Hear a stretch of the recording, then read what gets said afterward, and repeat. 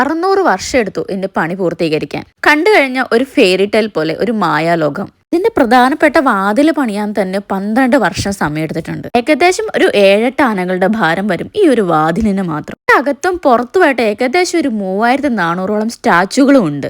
ഇറ്റലിയിൽ വന്ന കാലം മുതലുള്ള എൻ്റെ ആഗ്രഹമാണ് ഇവിടെ വന്ന് വരണം എന്നുള്ളത്. ഇപ്പോഴാണ് അവസരം കിട്ടിയത്. ഇപ്പോഴാണ് ജോലിയൊന്നും ഇല്ലാതിരിക്കുക. എന്നാൽ പിന്നൊന്ന് വന്നേക്കാന്ന് വിചാരിച്ചു. എൻ്റെ അകത്ത് 52 തൂണുകളുണ്ട്.